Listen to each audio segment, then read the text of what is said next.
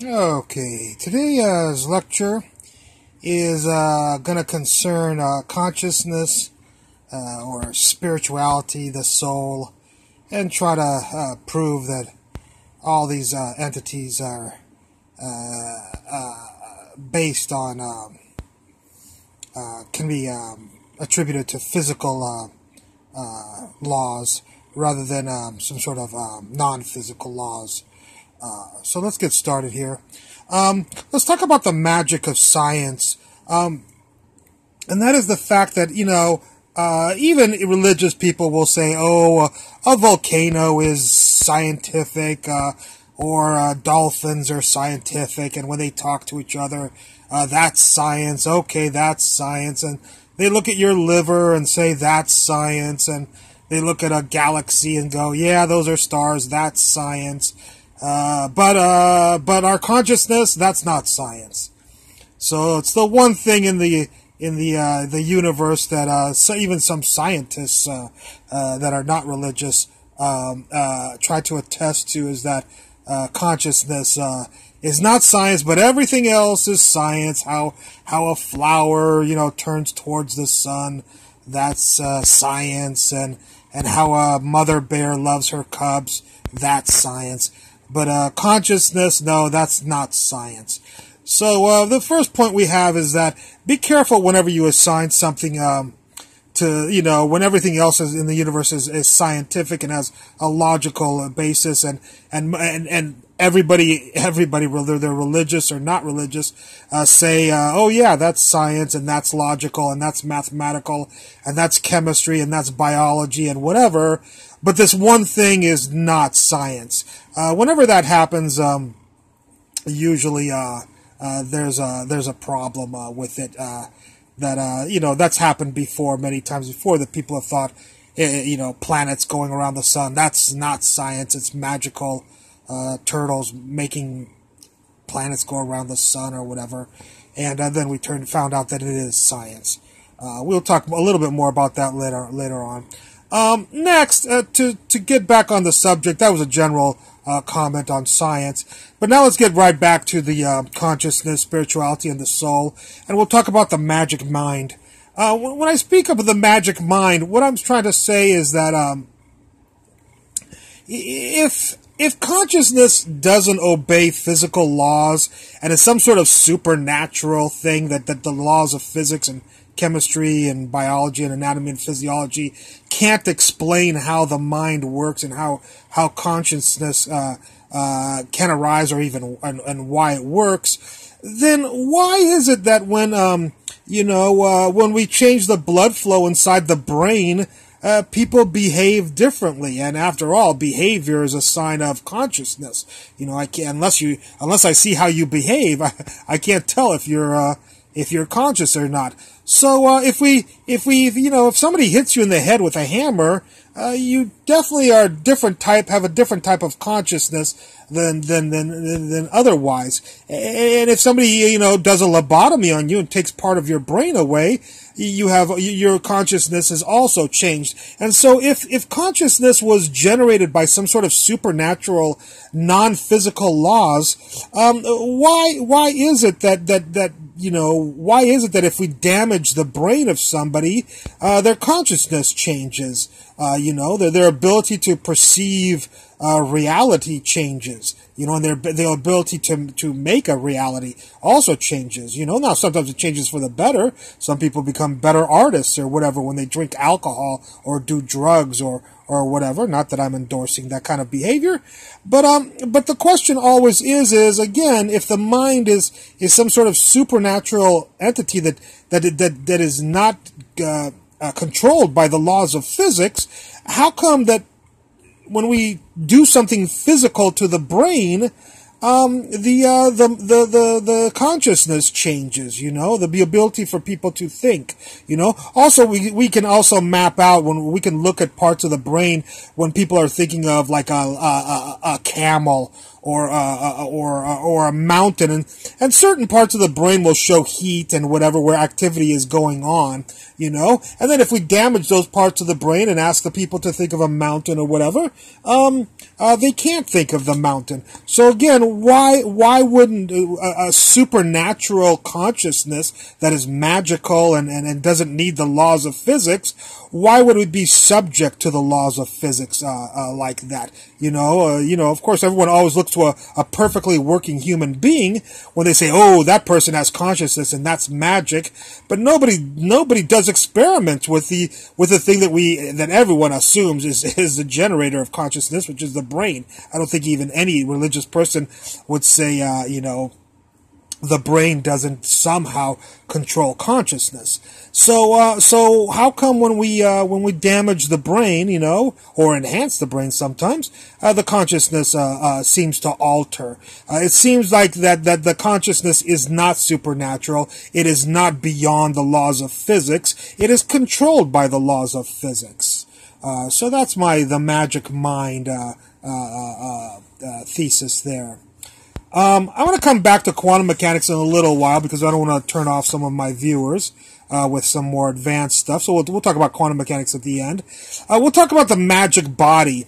When we talk about the magic body and the magic spirituality and consciousness and soul, all these things are magical and they're not governed by physics or biology or anatomy, physiology, whatever. Then why is it that when a body gets cancer or liver disease or any kind of diseases or whatever, why doesn't this magical spirituality and consciousness just cure it? You know what I mean? And I don't mean in one person. I'm sure you could get something and say, hey, this person prayed and his cancer went away. Yeah, probably. There may be lots of reasons. I mean, why is there even any cancer centers anywhere in hospitals? Why don't people at home use their magical consciousnesses and spiritualities that are not, and souls that are not governed by the laws of physics? You know, when you walk into a Chernobyl power plant that's emitting radiation,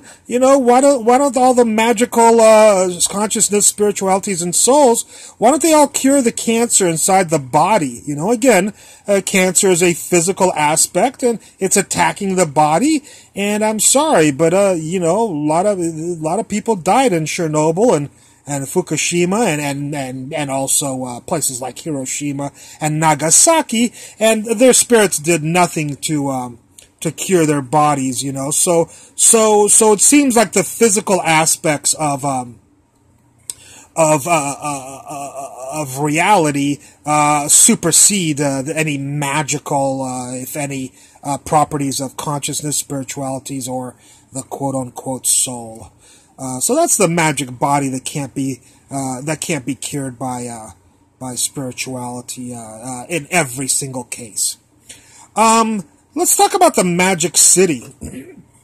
What I mean by the magic city is, if you've got this great consciousness and spirituality and soul and whatever that's magical and transcends time and space and is incredibly, doesn't worry about the laws of physics, why doesn't that spirituality tell you to not get into a car crash or into a plane when a plane crashes, you know, or when a war starts? So why aren't all the consciousness say, hey, let's get out of here? Why does it take, buildings to get blown up and whatever? Why did the consciousness read this ahead of time? It should be magical. Time should be no problem for it for the consciousness or soul or spirituality to forewarn you that there's going to be a hurricane and it's going to flood your city. You know, there's going to be a volcano and Pompeii is going to be covered with a volcanic ash. You know, there should be not just one guy yelling and screaming like Paul Revere.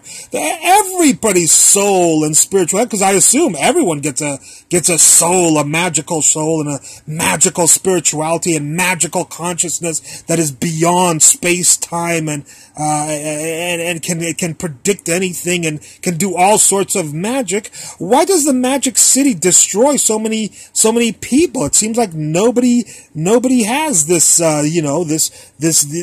quite a few bit, with 150,000 people dying from a tsunami, which has happened many times. That's a severe lack of magical consciousness, soul, or spirituality to forewarn these people that there's going to be a great calamity. So that's the Magical City destroying a lot of spiritual conscious souls that don't seem to be able to transcend space and time and are obeyed by the laws of physics instead.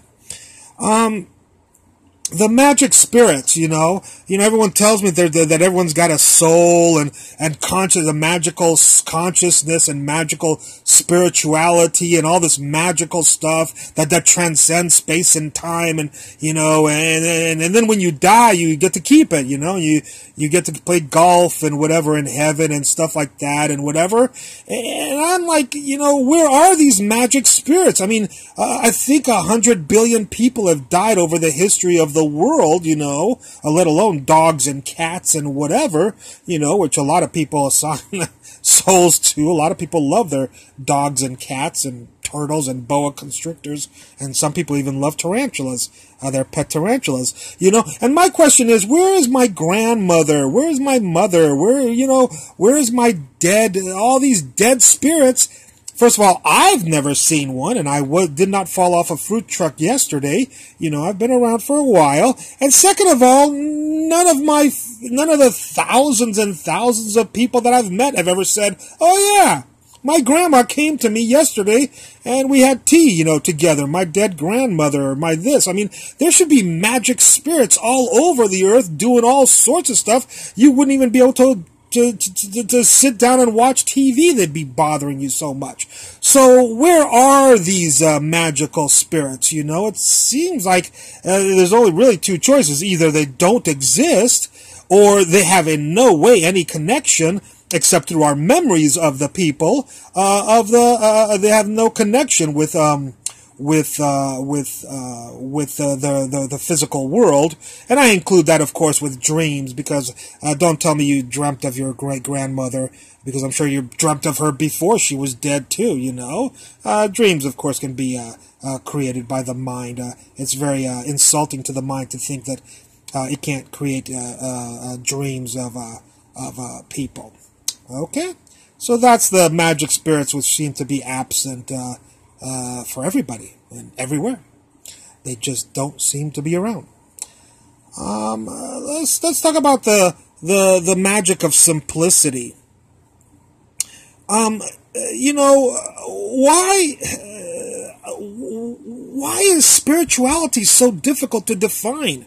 No one can define it, or it should be so obvious. It should be like the ears on your head and the eyes in your head and your arms and your hand. I mean, it should be just as simple as possible. I mean, we shouldn't even have to have a debate on whether spirituality or souls exist. Why have we had this continuous debate about souls, consciousness, and spirituality? It seems like all, these entities, no one has discovered them ever, and that, it's like having a discussion with a child, who says, Santa Clauses and the Easter Bunny are alive, and for thousands of years from now, I'm sure we'll still have children saying, Santa Claus and Easter Bunny are real and whatever, and we'll never stop that. But that's why those people will be always hard to convince other people that Santa Claus and the Easter Bunny and leprechauns and unicorns are real. Is because they're not real, they're not real, and they should be simple. It should be very simple. Spirituality should be, why is it nuclear physics where it's like impossible for anybody to understand or even acknowledge that it exists? It makes no sense that spirituality and the soul would be so complicated. I even had one Christian person, there was a book out, not the Da Vinci Code, The Bible code, yeah, where people had figured out that there were like messages like John F. Kennedy went to John F. Kennedy went to the grocery store on November 3rd or something, or would get assassinated on November 23rd or whatever, and that was written in the Bible if you gridded out the Bible, and it's funny that a Christian person who told me said that's silly. I mean, come on, it took computers to figure out. These codes were in there. Why would God make it so difficult, so complex to try to find these patterns? And also, until JFK was born, no one, in the 2,000 years ago, people would be like, who is JFK, or who are these people?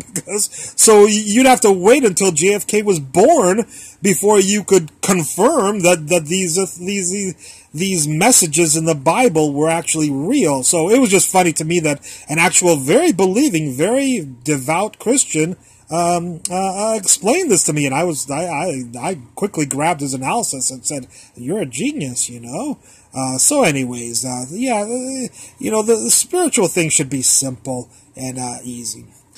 Next is the discussion back about generalization of analysis, and that's called the magic show.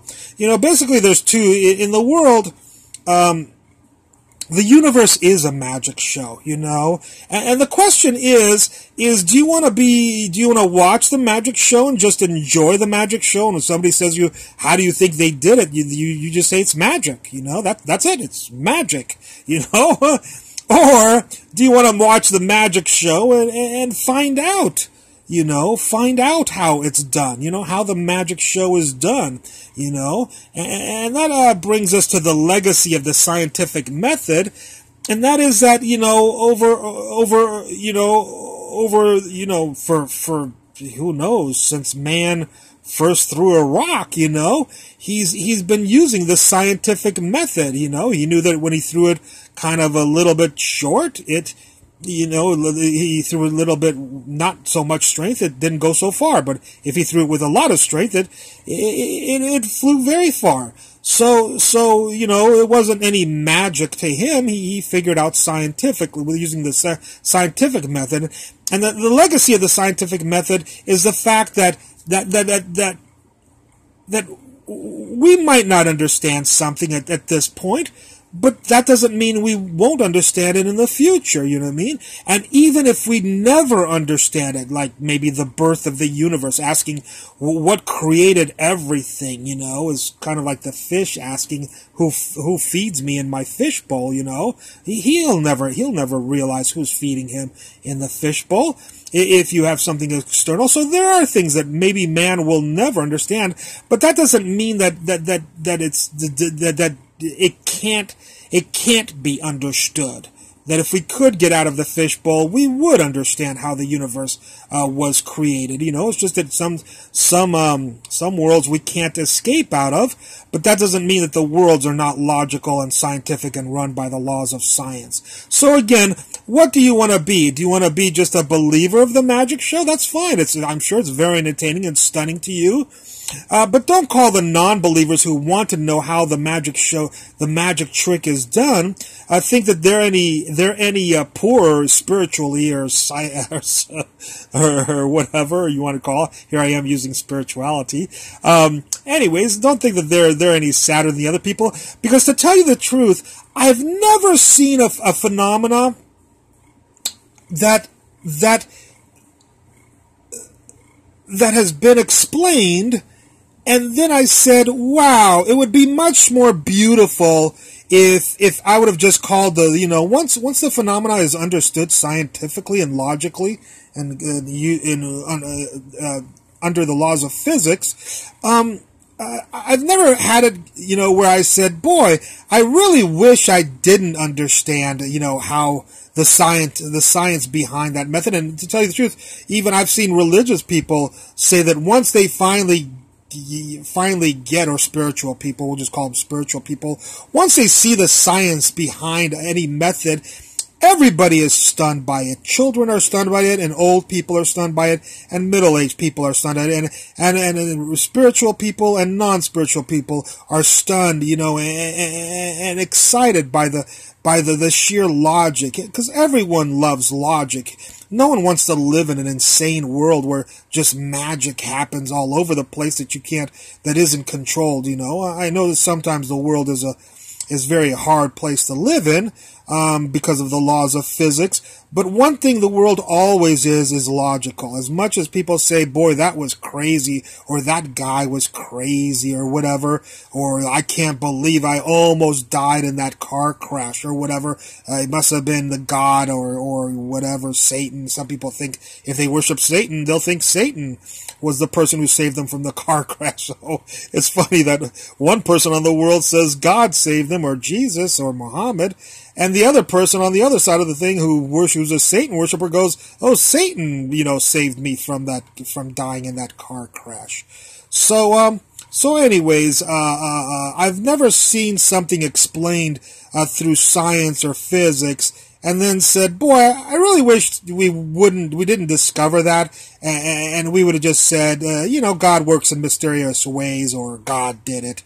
It makes for a very shallow science test also. A very simple one that you could get 100 on, though. Just always write God did it. Okay? Finally, there's the magic of others right here.